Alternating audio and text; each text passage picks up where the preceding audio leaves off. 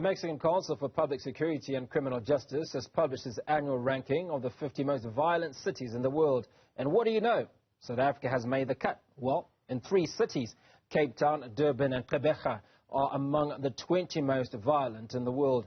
The overall top 50 is dominated by South American countries, with the balance filled by other nations in the Americas, including the USA, Haiti and Jamaica. South Africa is the only non-American country featured in the ranking. Dr. Guy Lamb, criminologist and policing expert, joins me now for this conversation. Dr. Lamb, appreciate your time this afternoon. How do we define violent, or at least to the extent of being most violent? Well, when one comes to looking at trying to compare countries, which is always really difficult because from a crime statistics point of view, it depends on reported crime statistics. So some countries have higher levels of reporting where citizens trust the government, trust the police, so report crimes to the police out of, civic duty. In other countries, they don't. And this also varies between crime categories. So, for example, murder is a crime category that most people would report because there's a body involved, a loved one has passed away, a death certificate needs to be signed, sometimes there's life insurance. So murder is probably one of the most reliable crime statistics to look at if we want to compare, because most people report it compared to sort of sexual violence, where there are generally much lower levels of reporting for a variety of obstacles, for a variety of cultural reasons. These vary across countries. For example, less violent categories of crime, say, for example, you have your cell phone stolen on the street, the levels of reporting of that are quite low. So, the kind of issue does vary across. But when we start looking at comparing countries or cities or provinces, the general trend is to use murder or homicide. The kind of what we're seeing here at the moment is in South Africa, we don't actually produce data, certainly the police don't produce that data or make it publicly available, that compares cities. The South African Cities Network, which supports most metros across the region with sort of research and expert advice, does do it using police data, and they use the police data to develop their own data around this, so we can actually then track violent crime in cities, and they do it for a number of categories of crime. But yeah, certainly what the Mexican Council has done, and I think their objective here is to compare Mexico to what's happening in other parts of the world and to demonstrate how violent Mexico is. So that's where they're coming from to really, and you look at the list and it really demonstrates that there are Mexican cities that are exceedingly violent. They have smaller populations in South Africa, but, very high levels of murder, hence their murder per capita, their murder rate per 100,000 is much higher than some of ours. But if you look at the numbers, there's certainly more murders happening in South African cities than there are happening in many other sort of Latin American countries. So when you think about Mexico and you think about the level of violence we read about or hear about, you don't want to go to Mexico. Now, how does South Africa find 3 of its cities in that same sort of sentence as what we're hearing about Mexico? Which are some of the other cities in Mexico or some of the other cities in the world that make that top 20? You see, the problem when we look at sort of violence from this point of view and just looking at the sort of the total number of murders, we jump to certain conclusions about it. And most cities that have very high levels of violence, it's not happening across the city. It's happening in very specific areas. So, for example, in Cape Town, if we're looking at Cape Town, which has, kind of been on the list for a very long time, has to do with gangs and guns and the interpersonal conflict and violence that happens around that. We're starting to see similar trends in eThekwini, Durban, for example, and in Gqeberha too. And that is a very similar combination that you see, for example, in Mexico. And it is, some of these, cities that are up there like Tijuana. There is large quantities of firearms that are flowing from the United States that are smuggled into Mexico and used by drug cartels. But even in Tijuana, which has like a significant tourism sector, is in large sections of the city that, are largely unaffected by the violence, but there are certain sections that are.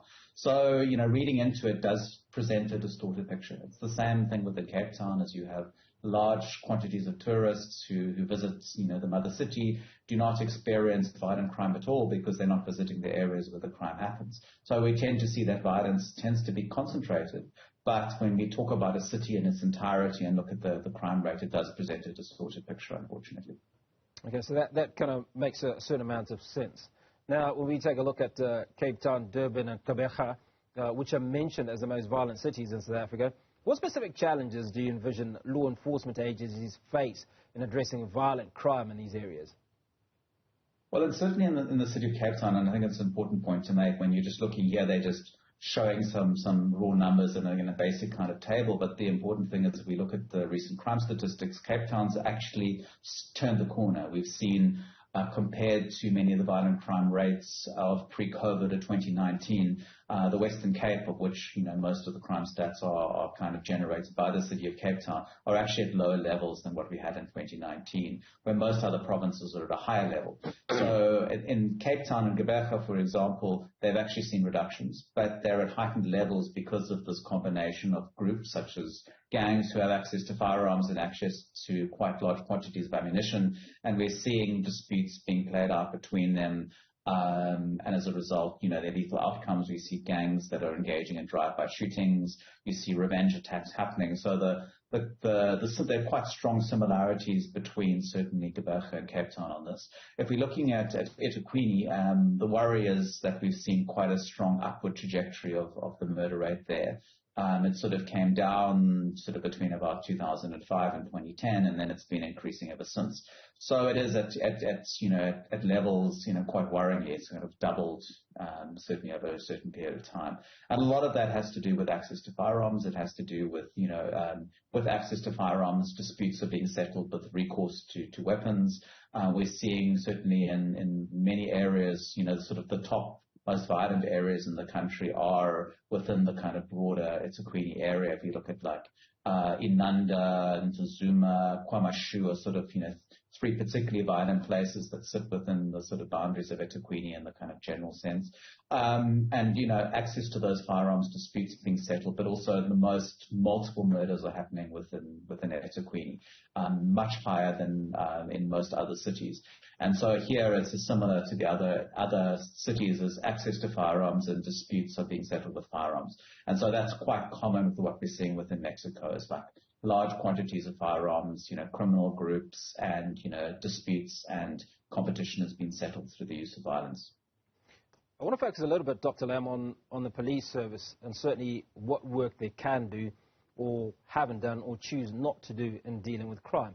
Now, when crime is spread across a country, such as what we're talking about now, it might be a little bit difficult. But when you have hotspots where you know that if you, excuse me, if you go to Gqeberha, for instance, or KwaMashu, this particular area is a hotspot. How then does the police fail to deal with crimes in those areas? Because they know exactly where it's happening.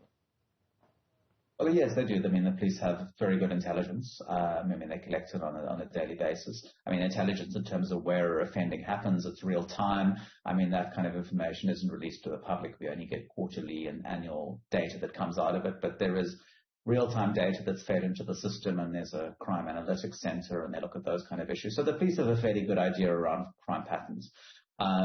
There are certain challenges around this. We know that the thing is, the police have done good work in the past. So, for example, we did see the murder rate in South Africa halve between the late 1990s and about 2009, 2010. It came down by 50%. And a lot of that had to do with policing. So it had to do with better controls over firearms, confiscating large quantities of illegal firearms, and it had to do with the sort of hotspots approach to policing, where the police focused their resources on high crime areas.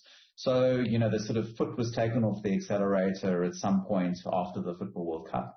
And we've seen an upward tick in violent crime across the country, but it's still concentrated in around 170 to 200 policing station areas out of 1,000.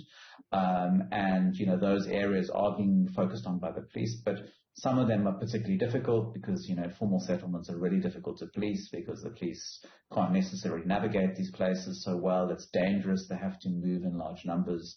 And there is wide availability of firearms.